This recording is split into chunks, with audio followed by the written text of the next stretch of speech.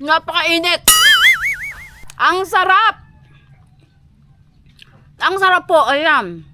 Turuan nyo ang inyong mga junakis.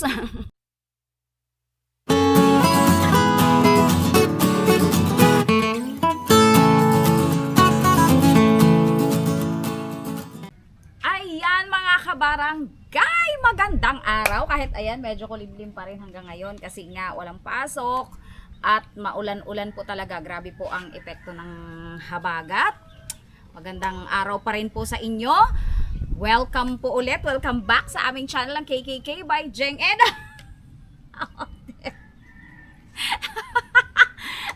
Lumilipad yung mga dahon and of course it's me, your Ate Jeng aka Kapitana. Ayan, for today's vlog po may napakasimpleng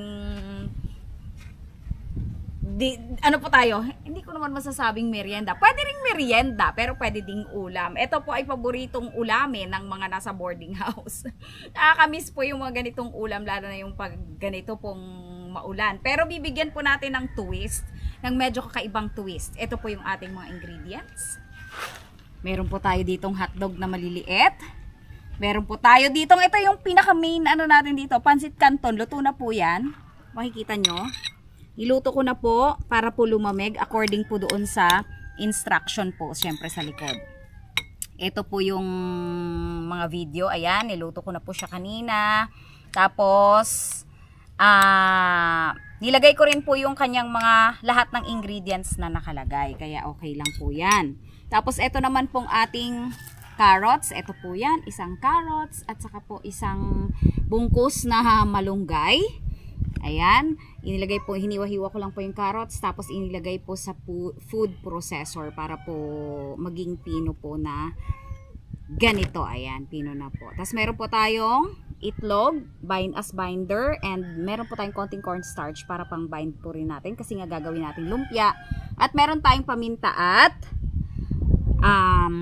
asin. Ayan, i-start po muna natin. I-mix po muna natin yung ating pancit canton sa ating mga gulay. Siyempre po, favorite natin yung pancit canton. Favorite ni Otep yan. O yan, meron tayong pancit canton dito. Lagyan natin ng veggie.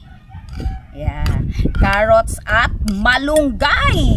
Para mas maging healthy ng kaunti ang ating pancit canton. I-mix lang po natin. Siyempre pa, amoy na amoy po yung ating moringa or yung malunggay. Lagyan po natin ng, though meron na itong timpla, pero yung atin po kasing itlog, saka yung ating gulay ay wala pong timpla. Lagyan natin ng asin at paminta. Tapos dito po, yung egg yolk lang po yung kunin natin para gawin nating pang seal itong ating egg white. Pang bind lang naman po natin yan, and then isama na po natin yung ating cornstarch. Para po dumikit-dikit naman yung ating mga gagawing lumpia. Ayan. Hotdog con pancit canton con malunggay. O, diba? Anong tawag doon? Anong tawag dito? Invento ala lumpia. Lumpiang ala invento. O, yan, diba? Ayan, okay na po ito. Ganyan lang naman po yung kailangan natin.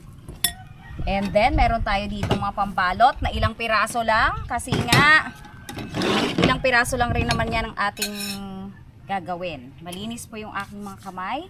Huwag po kayong mag-alala. Yan po yung aking nilinis na. Ito po ang mahirap dito. Ito lang po yung challenge. May mga ganitong klaseng, tingnan nyo naman po yung wrapper. Oh. Kasi, syempre, nag-uulan-ulan. Wala po sigurong masyadong nakagawa. Hindi na deliveran yung ating tindahan. Yan, ilagay lang po natin yung ating pancit canton. And, of course, ilagay natin yung ating hotdog. Wow, sabi niyo, Ote, wow, sarap yan ah. Then, balutin natin. Okay lang po na medyo maumbok na yung ating lumpia. Ayan, maumbok. And, ayan, nabutas na nga. Kasi nga sabi ko sa inyo, medyo marupok yung ating pambalot. Pero okay lang yan mamaya. Sana naman hindi sumabog. Lagyan natin ng pang-seal. Sumabog na siya. So, kailangan doblehin ko na lang po ito. Meron naman siyang pang isa ulit dito. Doblehin na lang po natin. Marupok po talaga. Ito yung minsan nasisira yung diskarte eh. Masarap sana to kung meron akong wrapper na spring roll wrapper. Yung galing sa supermarket. Kaso wala nga po. Ayan, ang laki tuloy. Dumoble eh. Ayan, bawasan natin ng konti dito yung pansit canton. Testingin natin kung gumanda. Ilapat natin ng konti. Tapos lagyan natin na to. Pero pwede rin po itong gawin natin sa street foods. Mga street food. Halimbawa, magninegosyo tayo ng street food. At least makabago po yung ating style. Hindi lang puro hotdog. O may pansit canton pa sa loob. Diba?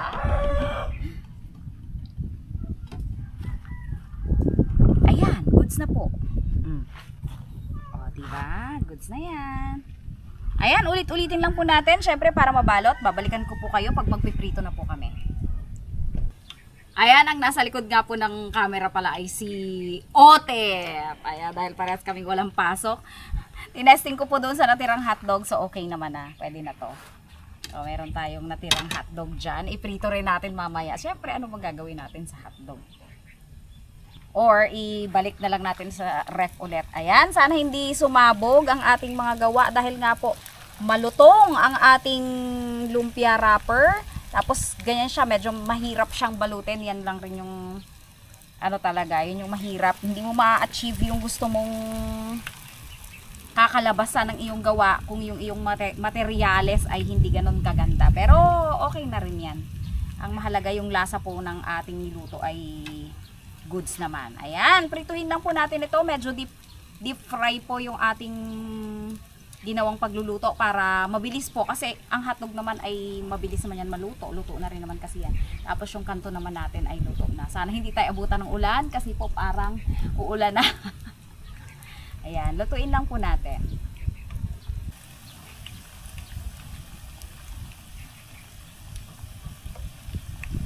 Saka natin sumabog pa.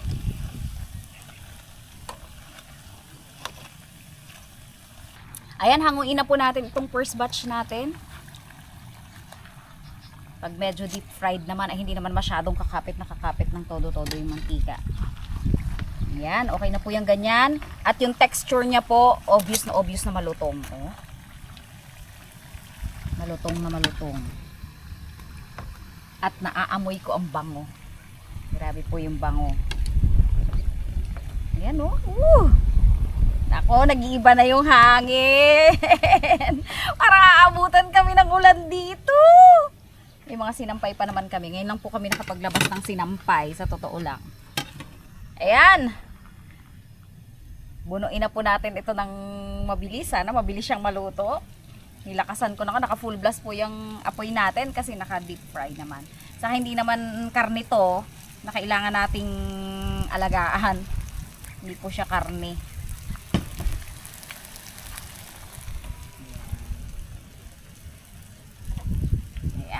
Tapusin lang po namin ang pagpiprito. Ayan, mga kabarangay, tingnan nyo naman, naluto na po ang ating lumpia. At syempre, the moment of truth, tikman natin. Ito yung mga tira namin na walang lumpia wrapper. Mamaya, iluluto ko yan na parang ano din, prito din. Iprito ko din talaga yan, pero makunti lang mantika. Tikman natin. O, ito na yung titikman ko kahit medyo mainit. Mainit po talaga. Meron tayo ditong sweet chili sauce. Tikman natin kung anong verdict. Oh, syempre ako nagluto. Ako masarap to.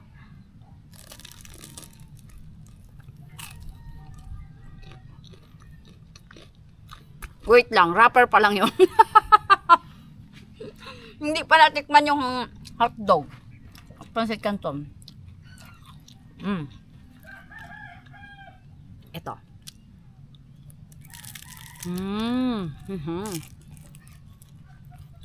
Napakalutong. At napakainit. Napakainit. Ang sarap. Ang sarap po. Ayan. turuan nyo ang inyong mga Junakis na magbo-boarding house. Tingnan nyo. Ang sarap! Ang sarap pagsama-samahin. Ang sarap din nung nung pancit canton na nilagay sa hotdog. Minsan kinakain din po talaga natin ng gano'n yun, di ba? Pero pag pinrito siya na may kasamang gulay, ang sarap niya.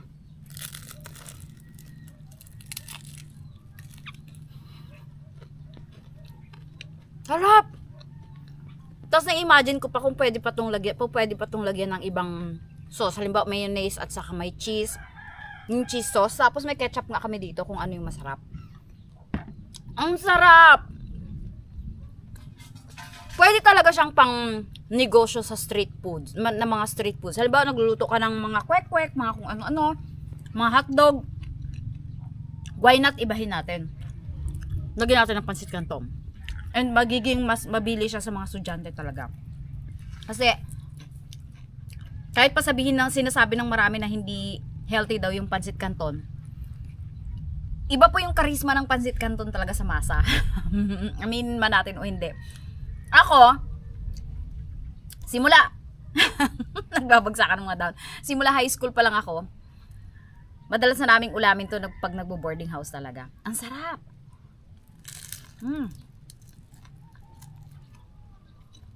Pwede na tong eto lang. Pero kung makikanin ka talaga, masarap siyang ulam. Teka, lulunukin ko lang. Ang sarap. Achieve na achieve to. Kahit yung itsura niya ay hindi masyadong kagandahan dahil nga sa lumpia wrapper. Yung lasa niya po talaga, napakasimple pero ang sarap na gawing merienda. Napakasimple, sobrang simple ng ingredients talaga natin. Pero iba pa rin yung naging dating ng lasa ng ating carrots at saka ng malunggay. Kasi ang malunggay po talaga, pag nilagay mo sa pagkain, may distinct na lasa. Kahit pa sabihin ng iba walang lasa, mayroon po. May distinct na may aftertaste ang malunggay na pag nilunok mo mayroon siyang gano'n. Parang herb ang dating. Ayan! Maraming salamat po sa mga patuloy na sumusuporta sa aming channel. Pasensya na po at medyo madalang po talaga ang aming upload ngayon kasi po talagang sobrang busy lang po sa live. Bagong pasokan na naman po kasi talaga. And mag-iingat po tayong lahat. Napakadami pong dadating pa daw na mga LPA na maghihila ng habagat.